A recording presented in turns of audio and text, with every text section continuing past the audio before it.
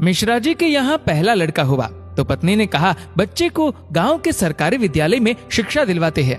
मैं सोच रही हूँ कि सरकारी विद्यालय में शिक्षा देकर उसे अच्छा नागरिक बनाऊंगी। मिश्रा जी ने पत्नी से कहा, अच्छा नागरिक बनाकर इसे भूखा मारना है क्या? मैं इसे बड़ा अफसर बनाऊंगा ताकि जिंदगी में कामयाब बने। मिश्रा जी सरकारी बैंक में मैनेजर के पद पर थे। पत्नी धार्मिक थी और इच्छा थी कि बेटा संस्कारी बने, लेकिन मिश्रा जी नहीं माने। दूसरा लड़का हुआ, पत्नी ने जिद की, मिश्रा जी इस बार भी ना माने। तीसरा लड़का हुआ, पत्नी ने फिर जिद की, लेकिन मिश्रा जी एक ही रट लगाते रहे, कहां से खाएगा, कैसे गुजारा करेगा, और इस बार भी नहीं माने। चौथा लड़का हुआ। इस बार पत्नी की जिद के आगे मिश्रा जी हार गए। अंततः उन्होंने उसे सरकारी विद्यालय में शिक्षा दीक्षा दिलवाने के लिए भेज ही दिया। अब धीरे धीरे समय का चक्र घुमा। अब वो दिन आ गया जब बच्चे अपने पैरों पे मजबूती से खड़े हो गए। पहले तीनों लड़कों ने मेहनत करके सरकारी नौकरियां हासिल कर ली।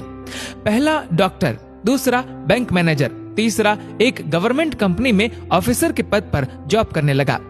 एक दिन की बात है, मिश्रा जी पत्नी से बोले, अरे भाग्यवान, देखा मेरे तीनों होनहार बेटे सरकारी पदों पे लग गए ना, अच्छी कमाई भी कर रहे हैं।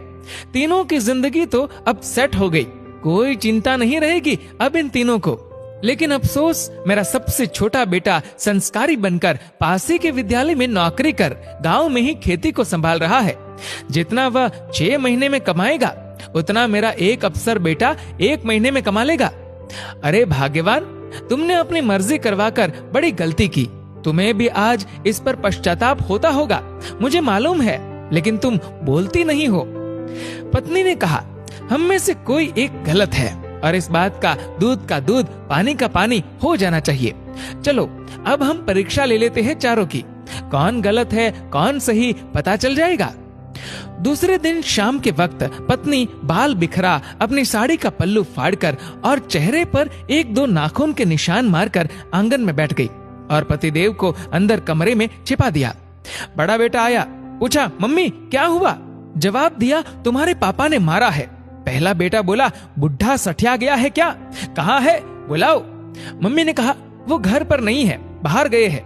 पहला बेटा बोला, आए तो मुझे बुला लेना, मैं कमरे में हूँ, मेरा खाना निकाल दो, मुझे भूख लगी है। ये कहकर कमरे में चला गया। दूसरा बेटा आया, पूछा तो मम्मी ने वही जवाब दिया। दूसरा बेटा बोला, क्या पगला गए हैं इस बुढ़ापे में? उनसे कहना चुपचाप अपनी बची कुची जिंदगी गुजार ले। आए तो मुझे बुला लेना, और मैं खाना खाकर आया हूँ, सोना है मुझे।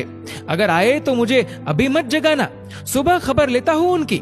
ये कहकर वो भी अपने कमरे में चला गया। तीसरा बेटा आया, वजह पता चलते ही वो तो आग बबूला हो गया। इस बुढ़ापे में अपनी औलादों के हाथ से जूते खाने वाले काम कर रहे हैं। इस बेटे ने तो मर्यादा की सारी हदें पार कर दी। ये कहकर अपने कमरे में चला गया। मिश्रा जी अंदर बैठे बैठे सारी बातें सुन रहे थे। ऐसा लग रहा था कि जैसे उनके पैरों के नीचे से जमीन खिसक गई हो और उनके आंसू नहीं रुक रहे थे। किस तरह इन बच्चों के लिए दिन रात मेहनत करके इन्हें पाला पोसा, बड़ा आदमी बनाया, जिनकी तमाम गलतियों को मैंने नजरअंदाज करके आगे बढ़ाया, और ये ऐसा बर्ताव अब तो बर्दाश्त ही नहीं हो रहा। इतने में चौथा बेटा घर में ओम ओम ओम करते हुए अंदर आया। माँ को इस हाल में देखा तो भागते हुए आया। पूछा तो माँ ने अब गंदे गंदे शब्दों में अपने पति को बुरा भला कहा। तो चौथे बेटे ने माँ का हाथ पकड़कर समझाया कि माँ, आप पिताश्री की अर्धांगिनी हो, वो आपके बिना अधूरे है। अगर पिताजी ने आपको कुछ कह दिया तो क्या हुआ? मैंने पिताजी को आज तक आपसे बदतमीजी से बात करते हुए नहीं देखा। वो आपसे हमेशा प्रेम से बातें करते हैं। जिन्होंने इतनी सारी खुशियां दी, आज नाराजगी से पेश आए तो क्या हुआ?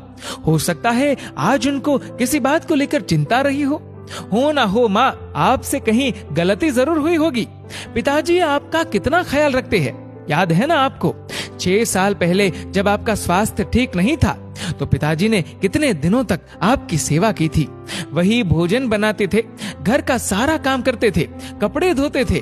तब आपने फोन करके मुझे सूचना दी थी कि मैं संसार की सबसे भाग्यशाली औरत हूँ। तुम्हारे पिताजी मेरा बहुत ख्याल रखते हैं। इतना सुनते ही माँ बेटे को गले लगाकर फफक फफक कर रोने लगी। मिश्रा जी आंखों में आंसू लिए सामने खड़े थे। अब बताइए, क्या कहेंगे आप मेरे फैसले पर? पत्नी ने मिश्रा जी से पूछा। मिश्रा जी ने तुरंत अपने बेटे को गले लगा लिया। मिश्रा जी की धर्म पत्नी ने कहा, ये शिक्षा इंग्लिश मीडियम स्कूलों में नहीं दी जाती। ये शिक्षा तो परिवार के व्यवहार व संस्कारों से मिलती है। अब मिश्रा जी को एहसास हुआ, जिन बच्चों पर लाखों खर्च करके डिग्रियां दिलाई, वे सब तो नकली निकले। जीवन का अंतिम समय कैसे व्यतीत होगा, इसका फैसला आपका धन नहीं, बल्कि आपके द्वारा किए गए व्यवहार और दिए हुए संस्कार तय करेंगे। दोस्तों, इस वीडियो को लेकर आपकी क्या राय है, नीचे कमेंट करके जरूर बताएगा। और अगर आपको वीडियो अच्छा लगा हो तो इस वीडियो को लाइक करेगा, शेयर करेगा ज्यादा से ज्यादा लोगों तक। और ऐसे ही और भी इंस्पिरेशनल वीडियोस के लिए सब्सक्राइब करें हमारे यूट्यूब चैनल को और फेसबुक पर फॉलो करें हमारे पेज को। धन्यवाद।